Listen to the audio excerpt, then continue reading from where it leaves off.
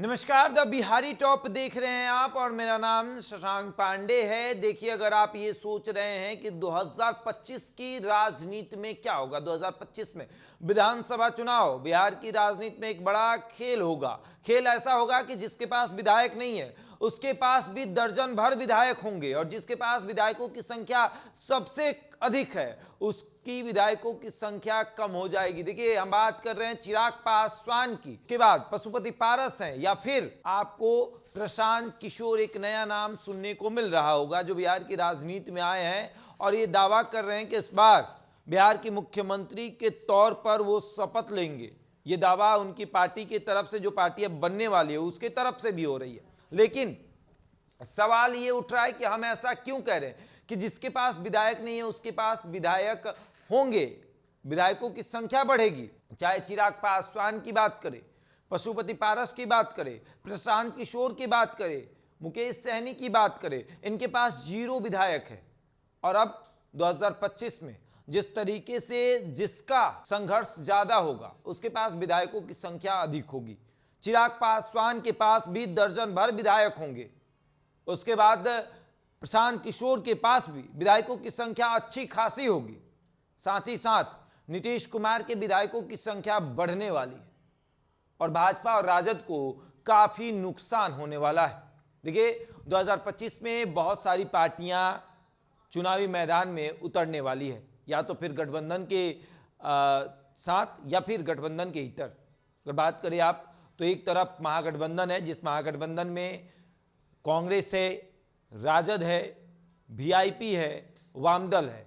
NDA की बात करें तो एनडीए में भारतीय जनता पार्टी है, जेडीयू है, उसके बाद उपेंद्र कुशवाहा की पार्टी है, हम हैं, चिराग पासवान की पार्टी है, पशुपति पारस की पार्टी है और पार्टियां साथ जुड़ेंगी और फिर नए नए विधायकों का चेहरा सामने आएगा। उसके बाद इन सबसे लड़ रहे अकेले प्रशांत किशोर भी चुनावी मैदान में है और इस बार जनता का मूड बता रहा है कि इस बार हम उसे मौका देने वाले हैं जो हमारी बात सुनता है। चिराग पासवान को भी इस बार अच्छा खासा मौका मिलेगा। चिराग पासवान ने 2020 में यह फैसला लिया कि हम एनडीए से अलग होकर चुनाव लड़ेंगे और उसका फायदा उन्हें अब दिख रहा है, क्योंकि उन्होंने अपना शक्ति जो है वो दिखाया कि मेरा वोट प्रतिशत कितना है और उसकी वजह से लोकसभा चुनाव में ये फायदा हुआ कि उनके चाचा को साइड करके चिराग पासवान को चुनाव लड़ाया गया।